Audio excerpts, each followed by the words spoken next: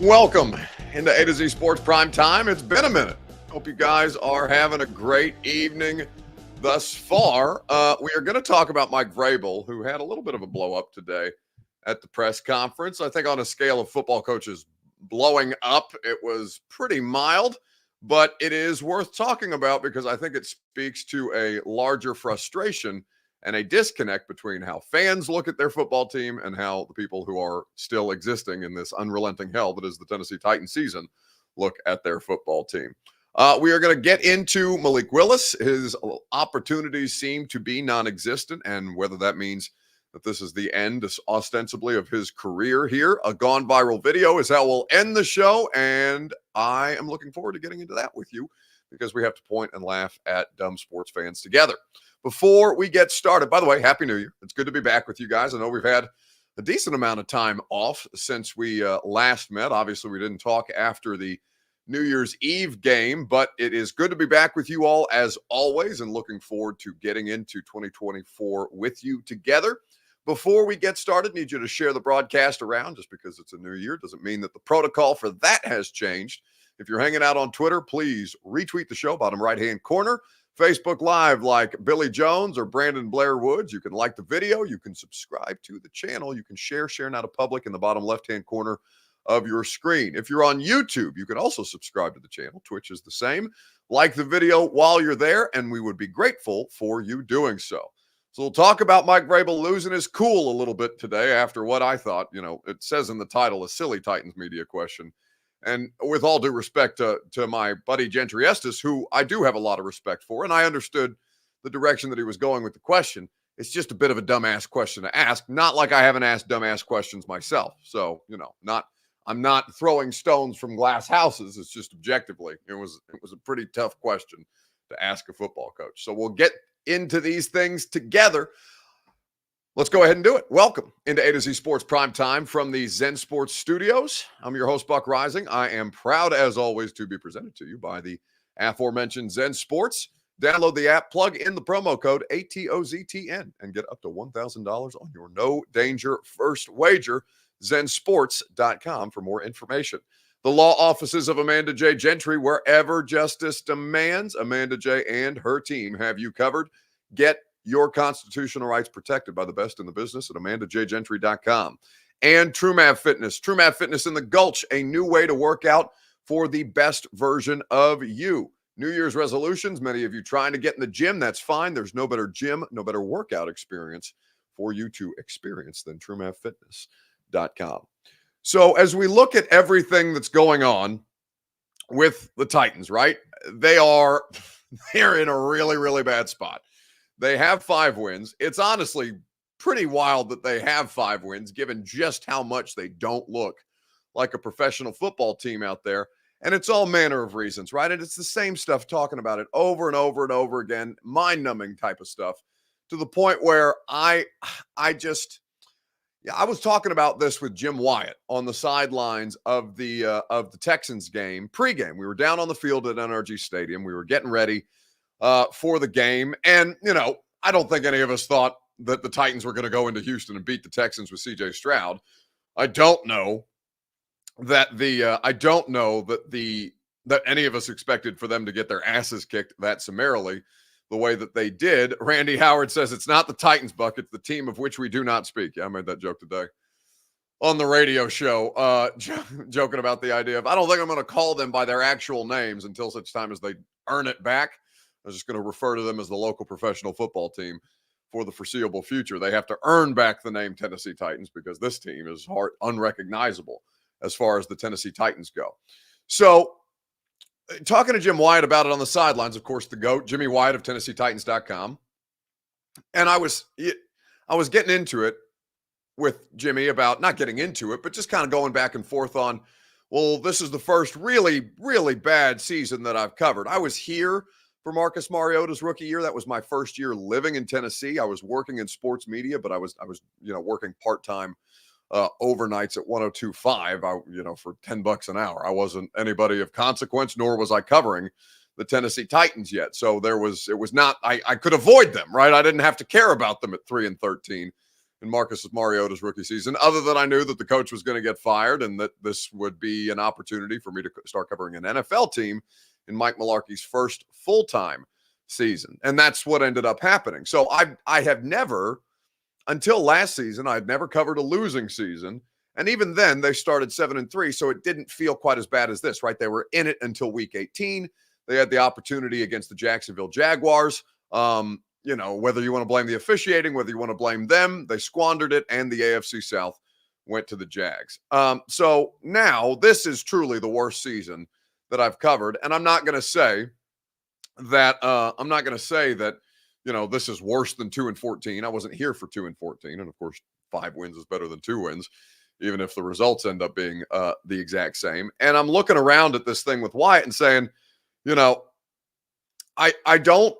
we have the greatest jobs in the world, truly. Like those of us who have been doing it long enough that we can make like an actual living and, that I could afford to buy a house and live very comfortably and all these things, doing the job now, as opposed to, when anybody starts out in their first gig, right? You're just trying to make ends meet. You may do an odd job on the side here or there to try and make it work until you do. But when you finally get to that point, especially in sports media, this is the best job in the world, that I get to sit down here, talk about sports for 45 minutes, that this is a studio that's built in my office, in my home, that's so easy that I just walk down the hallway at the end of the night after my day, sit down here and hang out with you guys for a half hour to 45 minutes, that I get to talk about them on the radio show, that I have a radio show to talk about them on, that I get to fly all around the country and now internationally covering the NFL. It's the greatest gig in the world. But I was talking to Wyatt about, it's tough. It's tough for me to have the greatest gig in the world and also wish a season away, because the games are the whole reason that we do this. Just like the players, like the games are the thing that matter at the crux of this. After you go through the rest of the year with the business side of football, and that stuff's fun too, and the draft and the combine and all these different things. But I looked at the seasons. God, it just feels like they need to be put down at the end of it. They feel like a sick animal that's been, that's life has been prolonged far longer than it absolutely should have, and that I don't want to wish a season away, but God bless, this season needs to end. And I was joking with Jimmy about that and Wyatt was kind of giving me his perspective, because obviously he's covered the Tennessee Titans in losing seasons, both working for the team and working for the Tennessean. And I don't want to ever get to the point where I'm wishing away football games, because the football games are obviously the whole reason that we do this thing. But this, it's the exact same questions in the post game. It's the exact same results. The offensive line is hideous. The quarterbacks can't stay upright. They can't get anything going in the run game. And now the injuries are such that, the defense is unrecognizable as far as players who you think play for the Tennessee Titans. Most of those dudes are on injured reserve or missing time or whatever the case may be. So your Two Rivers Ford take, there was a question asked of Mike Vrabel today. That was a long way for me to get to my point about Mike Vrabel's, I'll call it a blow up, because I do, Mike doesn't usually, you got to really piss him off to get him to drop an F-bomb at a press conference. And I think that's the first time that it's happened. So your Two Rivers Ford take is this: fair or foul? Asking Mike Vrabel why it's important to win a game on Sunday. I'm going to explain this in more detail here in just a second, right after I remind you that your Two Rivers Ford take is presented by the wonderful people at Two Rivers Ford. Unlike your football team, they will never let you down. They have been keeping Tennesseans happy as far as the car buying experience goes for 40 years. Quality American-made Ford vehicles and award-winning customer service is what they offer to you. Two Rivers Ford in Mount Juliet, or online at tworiversford.com. So, fair or foul, asking Mike Vrabel why it's important for the Titans to win on Sunday. Now, I'm going to play this exchange for you here in just a little bit, and we'll get into the context of how it came to be. Again, I thought it was a silly question. It's not an indictment of Gentry Estes, because I think I understood where he was going with it, but I think that even if that's the angle that you're trying to work, or trying to get a response, that has more insight for either yourself or for the fans or whatever, that you got to know who your audience is, or more specifically, who your interview subject is. And in this case, Mike Vrabel did not receive Gentry's question very well at all. Expand on, because it sucks to lose, Gentry. Trey, ever need to show you anything? Did you have another thought, or no? I'm just curious. Well, it fucking sucks. Losing. Awful. That's why I want to win. Because you don't sleep.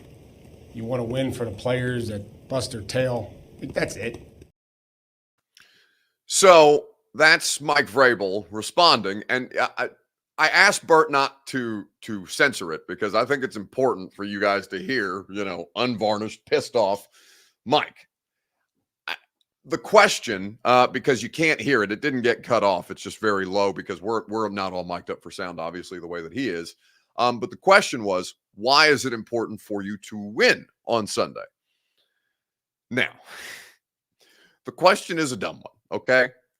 It's and I haven't seen Gentry to talk to him about it or something like that, because if he's asking on behalf of fans, hey Mike, can you explain why it's important for you guys to win on Sunday?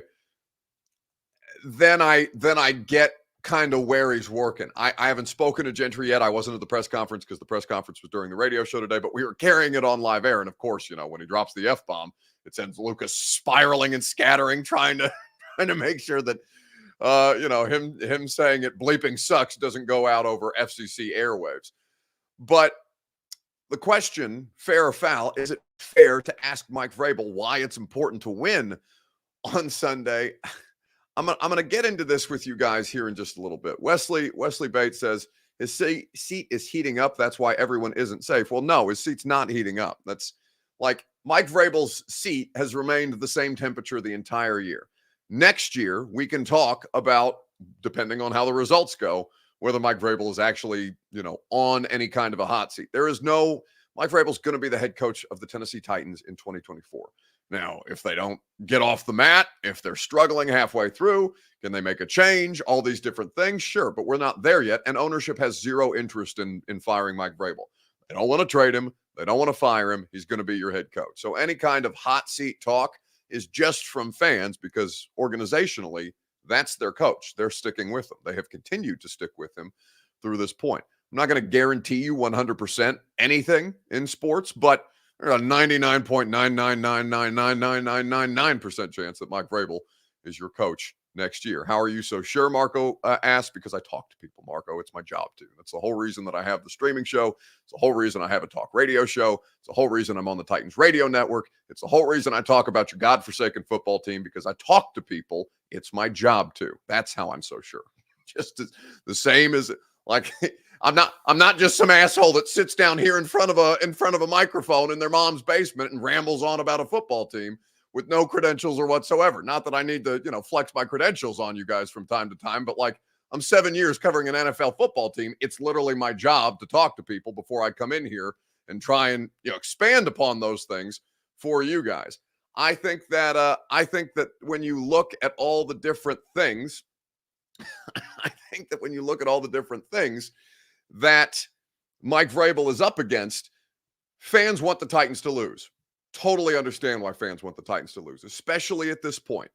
There's no benefit other than, hey, you can play spoiler, but like, who really cares about that? Yeah. I think that the difference, though, it's one thing to talk back and forth with fans about, yeah, it really doesn't benefit you to win. It's a much different thing to, in that moment, ask a head coach, why is it important for you to win on Sunday, and not expect, some kind of just visceral response the way that Mike Vrabel gave you one today. I thought, that those moments are, and I know he apologized for it afterwards, and he apologized for his language and all these different things afterwards. And I think it's okay for them to be honest, even though it really doesn't benefit them, because what are we talking about tonight? We're talking about Mike Vrabel cussing at a press conference. Yeah. It is something, though, that's really, really hard for, I think, real world people who are stuck in these, I don't want to say stuck in these jobs, but doing these jobs and stuck on a bad football team until the end of the season, until such time as whether it's personnel changes, coaching staff changes, all these different things that can be made. Mike Vrabel's never been in this position before. Not as a head coach, not as a college football player, not as an NFL football player. Mike Vrabel has never been in this position before. And of course, it's wearing on everybody. So fair or foul is the question.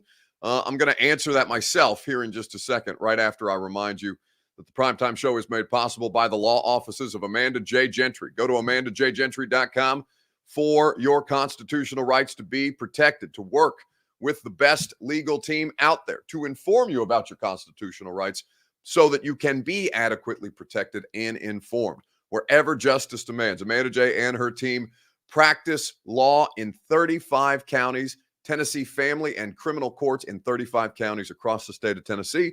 Go to amandajgentry.com for more information. All right. So as we look at the question, fair or foul, to ask it of Mike Vrabel. All right. I think that a lot of you guys, are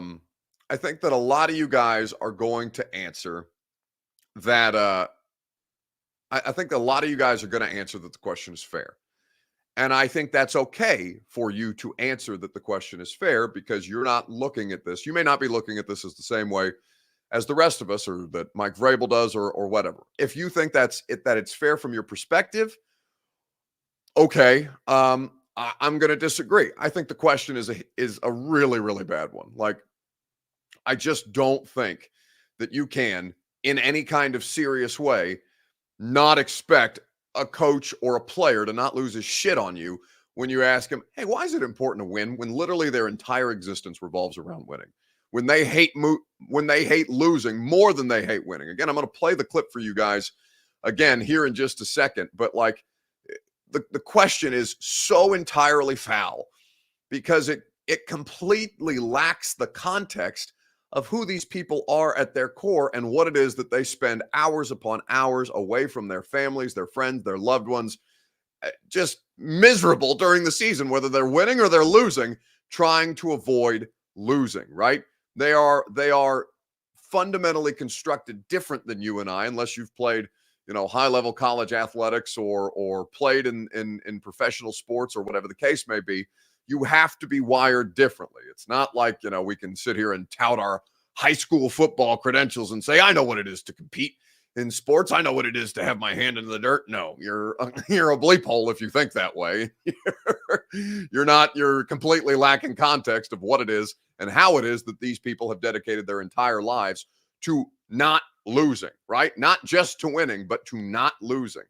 So that he snapped today, I think it is completely fair. Justin Parsons, who asked the question, was it Jack Gentry? No, I don't think Jack's ever been credentialed for a Titans media event. Gentry Estes is the columnist at the Tennessean. What you just said is pure truth, Buck, says Jack Penfold. Supreme Nick says, I would have snapped. It's completely fair that he snapped that way, because again, the question is so lacking in awareness to me. And again, Gentry's a friend of mine. Like, I would have this conversation with him if he were sitting right next to me. And I'm sure I'll talk to him on Sunday about it, because that's probably the next time that I'll see Gentry, is when we're all in the press box together. But again, here is the quote that set Mike Vrabel off, because of course it's going to set Mike Vrabel off that way. Expand on. Because it sucks to lose, Gentry. Trey, ever need to show you anything? Did you have another thought, or no? I'm just curious. Well, it fucking sucks. Losing. Awful. That's why I want to win. Because you don't sleep. You want to win for the players that bust their tail. That's it. So that's Mike Vrabel, giving the most real answer that he could possibly give. Josh Sabata says it got emotion out of him, and that makes a good question. Well, I don't necessarily disagree because Josh is saying it's like when Buck is mad, the show is better. It's true. It's not. I'm not at my best unless one of you have pissed me off or something has pissed me off, right? Whether I'm pissed at the Titans because they're hideous to watch, whether I'm pissed at one of you because you've said something that I think is ridiculous, whether I'm pissed at, what emotional things, emotional reactions are better for you to consume. Now, does it make it a good question if it gets an emotional response? Maybe, maybe, right? I think it depends. Like if he's just going through the motions, as sometimes he does in these press conferences, and there's a lack of emotion whatsoever. Stephen King says we love emotion. Anger is funny. Yeah, but it's not. It's not. I just don't think like. Even if it happens that way, I just don't think that it justifies the question, right? Even if it ends up being the best answer to come, it's the thing that we're talking about today, right? So it ends up working well for me that Mike Vrabel got asked a dumb question. It ends up working well for you because either you wanted to see him take a media guy's head off, or you wanted to see Mike Vrabel show some fight, or whatever the case is. And by the way, it's a direct answer because Dave says it's fair. Actually, get a straight answer from Vrabel. Good question. So I mean, I get it. I still don't think it justifies the question, even if the result. It's kind of like playing Will Levis, right? Many of you guys didn't want to play Will Levis against the Texans because you didn't want him to get hurt. And what happened?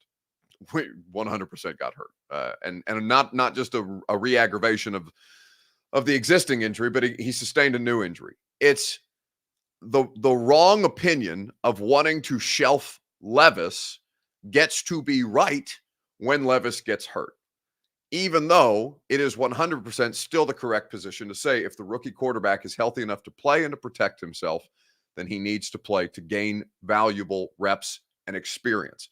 I understand why the easier position is to say, no, shut him down. No, shut him down.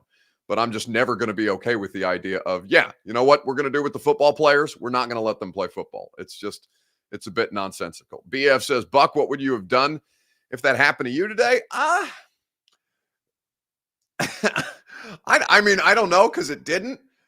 He's gone at me. There's probably one moment a year, and and honestly, it's less now, right? Like I'm not at practice every day anymore because of the radio show timing and stuff like that. So it's not like there's as many opportunities for me to screw up and ask a dumb question and Mike Vrabel to pop my head. The last time that Mike really got me, I think, was after the AJ Brown trade. the night of the AJ Brown trade. It's probably still out there somewhere. I asked him what you got to tell the guys in the locker room after you trade away AJ Brown, and he just he was obviously pissed off and didn't like the question and was pushing back on me. And I thought I kept it together pretty well. I don't remember exactly how well or how poorly I handled it in real time. I think he got me backpedaling a little bit. I don't think it was like the worst, but we've definitely had moments like that, he and I, over the course of 6 years. And it's usually one thing a year. Now, I will say, full disclosure, I did text him today after the press conference and said thank you for dropping that F-bomb, because the highlight of my day was seeing Lucas, who is the executive producer of the radio show, just diving across the production room to try and dump the audio so that Mike Vrabel saying it bleeping sucks and not bleeping it didn't go out on FCC air. So I did enjoy that, and then he apologized to Lucas, and I was like, no, please don't apologize to Lucas. It was the funniest thing that happened to me today. Titan Kong says, was that a Zoom video call? No, that was an in-person. AJ was traded. What was that? The 2022 draft? Is that right? Yeah, the 2022 draft. So it would have been Robinson and Vrabel post-COVID in person at the facility. And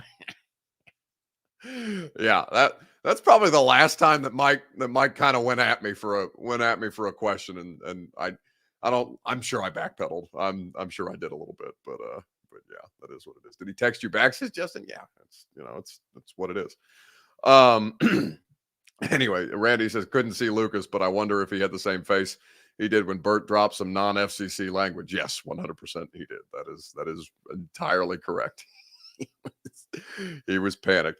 Gabriel Pilcher says that Vrabel thread you have on Twitter is amazing, or X is amazing. Yeah, I haven't kept up with it as well this year with the Vrabel faces, and there have been a lot of Vrabel faces that I could have been documenting, but yeah, perhaps we'll get back to that. A to Z Sports Primetime is presented by the folks at Zen Sports. Download the app, plug in the promo code ATOZTN, and get up to $1,000 on your no danger first wager. Zen Sports is the place that you go for the best opportunity to bet on all your favorite major sports. Nobody has better odds boosts, better promo bets, especially when you qualify for their VIP program. Zensports.com/VIP is where you go to get in on all those great comps and offers. Zen Sports must be 21 or up in Tennessee to bet. Gambling problem, call the Tennessee Red Line, 1-800-889-9789. So, fair or foul? I thought the question was foul. I understand why people are going to say fair. Let's see. People are asking questions. Buck, serious question, says Ben Hall. Does that seem to you to show a lack of respect for the coach of the team? The question? Gentry is not a disrespectful person, so I'm going to say no. And I don't think that Gentry's intent was to disrespect Vrabel or anything like that. I don't think that there was any kind of maliciousness to the question. Just to kind of reiterate, Gentry asked him, you said there's a lot of reasons to win. Can you expand on some of those reasons? And he said, because it sucks. It effing sucks, the whole thing. I think that it is probably unintentionally disrespectful.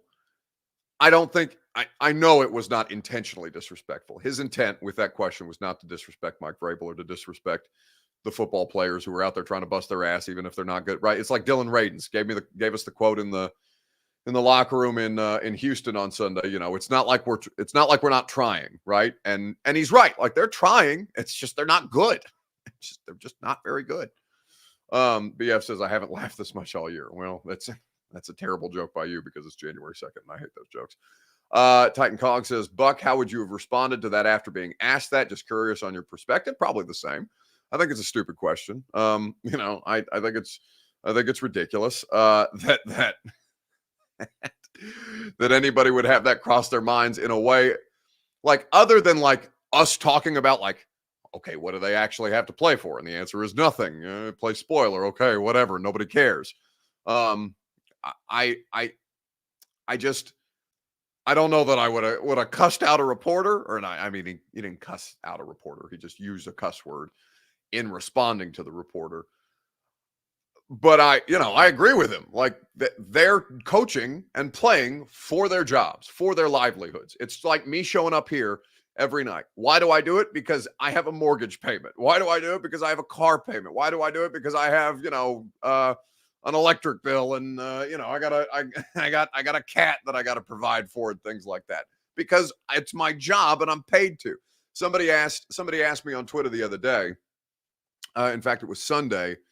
And I want to pull up the tweet because I understood the question. I just think it's a bit silly. Mike VNYC on Twitter responded to my video of Derrick Henry on the frustration of the same result so many times this season. And Mike responded to that video of Derrick Henry and says, why even ask these questions at this point? As much as the players don't want to answer, doesn't the Titans media want to pack it in? No, I'm not going to pack it in. It's my job.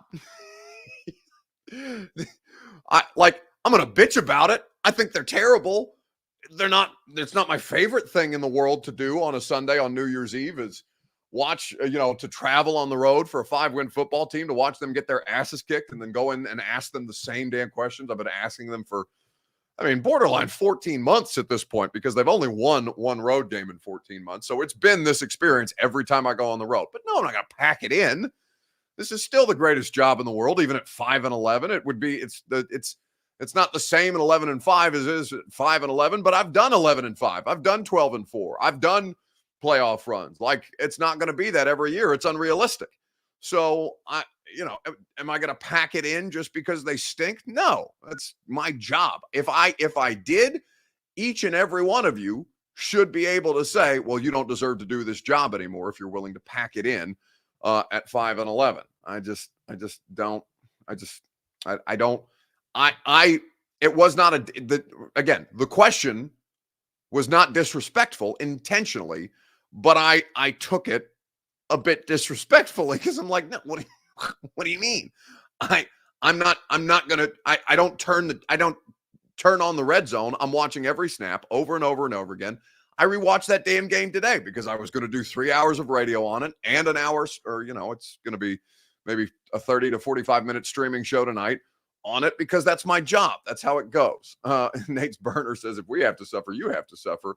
Those are the rules. But it's not like, I know I make a lot of jokes and stuff like that, but like, it's not a suffering for me. It really is not. It does not affect me the way that it does a fan because the results don't matter to me. The only result that I care about is the result that's best for the show and best for the audience because that's my job, right? We don't have to get down this. We don't have to get down this rabbit hole again. So Buck, conversely, how would it be interesting to cover a winning team like the Ravens? Like, wouldn't you also say, no, it's true, Brandon. It's a great point by you. I would rather cover 10-7 or 9-7 than I would 9-7. Well, I guess it's 9-8 now, 9-8 or 10-7 with a playoff appearance because it means that they've had some drama. It means that they've had some adversity. It means that it hasn't all been perfect and there's something actually to talk about. If you're covered, you probably get bored. Look at Philadelphia. Philadelphia is losing their minds. That's an 11-win football team. The media is on their asses because it's the first time that they've had anything to kind of like sink their teeth into in quite some time. The fans are losing their minds and looking around. And now there's controversy around it. Nick Sirianni, who went to the Super Bowl last year, is being asked questions about his future in Philadelphia. Think about that. It's crazy. So it is more interesting. Like the 9-7 AFC Championship run was the best possible result for me. Best possible result. They benched a quarterback. They looked like they were dead in the water. They had a miraculous comeback. A lot of those games were close, and they ended up making a deep playoff run out of it, right? So that's my ideal season, selfishly. It doesn't always go that way. And if you're covering winning football, well, then it's incumbent upon you to be more creative, right? When they're losing, you got to figure out a way to talk about them. When they're winning, you got to figure out a way to talk about them. And if they're somewhere in between, well, then you got more things to talk about. And that's kind of how it goes. People are saying that AJ refused to speak to the Philly media after the last loss. Oh God.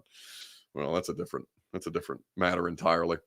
Anyway, let's keep it moving on the primetime show. Just quickly, because I don't want to spend a ton of time on this, but Mike Vrabel said that if Will Levis can't play, that Ryan Tannehill is going to be the starter. So that means that Malik Willis has no chance, really, unless Ryan Tannehill gets hurt, if he has to play, to get an opportunity here. So how much longer is Malik Willis going to be on the Titans roster is the question that I want to ask you. Facebook, YouTube, Twitter, and Twitch will get into it together right after I remind you that the primetime program is presented by True Math Fitness in the Gulch. Go to TrueMathFitness.com. Your first workout is free. As a Middle Tennessee resident, no workout ever recycled or repeated. They will put you in position to succeed with the best programs possible. TrueMathFitness.com is where you go for your first workout free, whether it's the group fitness classes, whether it's the personal training that I go for on Tuesdays and Thursdays, or to just sign up for a membership and have access to their great facility in the Gulch in downtown Nashville. TrueMathFitness.com for more information. So, how much longer is Malik Willis on the roster? This was, I'll pull up the transcript so I can read Vrabel's exact quote about the quarterback situation. He's saying that they don't know if Levis is going to be available. evaluating him right now. Don't know if he's going to practice tomorrow because that'll be their first day of practice of the week. He's asked on if there will be any consideration of playing Malik Willis at quarterback if Will Levis can't go this week. And his response is Ryan Tannehill would play if Will Levis can't go. Ryan would be the quarterback. So there's no consideration being given to Malik right now. I understand because they're trying to win a football game, and Malik does not give you the best chance to win a football game, even as Titans fans don't want them to win a football game on Sunday. I don't know how it's going to go for Malik the rest of his career, but that there was no real opportunity or no real scenario where they were going to put him in one of these games makes me think that I would be real surprised if he's on the roster next year. Now, I think he'll be here through training camp. I think he'll be here through the final cut. I know they'll bring in a veteran backup quarterback to work behind Will Levis because they need to look to upgrade the backup quarterback position. If you can't trust Malik at this point, I don't know how much better he's going to be. He'll have that opportunity to improve and to potentially prove us and his coaching staff and everybody else wrong about what he is. But in reality, he's not, as Yusuf says on YouTube, in reality, he's not even a good backup. It's true. He got benched as a backup. Josh Dobbs. That's the whole reason that Josh Dobbs played the last two games against the Cowboys and the Jags with a playoff, with an AFC South title on the line, Josh Dobbs. So what it says to me is that Malik is probably done after training camp unless he makes substantial strides. He made decent strides this past year. It's not beyond the pale to think that he could do it again and continue to better himself at his craft. And it doesn't mean that he's not going to have, an opportunity somewhere else to compete for a backup quarterback job. But he's only competing for a backup quarterback job no matter where he goes right now. That in a league where a lot of Joe Flacco at 38 years old was not on a football team 7 weeks ago and now is already secured and clinched a playoff spot. In a league where the Browns have started 4 quarterbacks this season, including Flacco, one of the first team in history to start 4 different quarterbacks and make the postseason, quarterbacks have never been more important. So, I'm sure somebody's going to give Malik an opportunity to compete in some form or fashion. But, I think here it's pretty much done. And that, I think it's unfortunate for him. I don't think it's a great situation. I know it's not a great situation that he's been dropped into the middle of, but it's just hard for me to see it working right now in the league. Buck, is Levis the quarterback next year, says Ben Hall. Yeah, I think he's good enough to build around. So I would go in under the auspices of, and again, he's not perfect by any stretch of the imagination. But yeah, he's good enough to build around and to try and make these improvements moving forward. Charlie and Declan says, I don't know who it is that I'm talking to, Charlie or Declan, but says, what has Malik shown in 2 years that seriously tells you he's an NFL quarterback? Come on, man. What's he shown anybody? Well, he's shown that he doesn't look like he belongs out there, right? If you're a Vols fan, you watch Nico go in and beat Iowa 35-0 yesterday. Nico Iamaleava looks like he belongs as a high major college football quarterback. Will Levis, when he came in, whether it's the Atlanta game, the Pittsburgh game, or everything that's happened since then, Will Levis looks like he belongs, right? There's been no question about that. And that's only been ratified the more that you see him play. Malik is the opposite. Malik is in a situation where he makes a bad team worse. And that's not, it's tough for them to get any worse than they are right now, but he can't help them. He can't help them in a meaningful way. Anyway, so let's wrap things up with a gone viral video on Facebook, YouTube, Twitter, and Twitch. What's the best thing you saw on the internet this weekend? We will get to it in a second, right after I remind you that the Primetime Show is presented by the Ashton Real Estate Group of RE/MAX Advantage. GaryAshton.com is where you go for your dream address without the stress. Get the intel edge you need to succeed at GaryAshton.com. So the best thing that I saw on the internet this weekend was not what I'm getting ready to show you. It's a product of what was the best thing that happened this weekend. The college football playoff semifinals were great, and Washington and Texas last night as the nightcap was the best of the two. What happened afterwards, after Texas loses in dramatic fashion with an opportunity to come back after Michael Penix plays the game of his life, is a really, really bad interaction between a Texas fan who is just, well, I'll explain to you how I feel about this Texas fan after we watch this video together. This is this week's Gone Viral clip.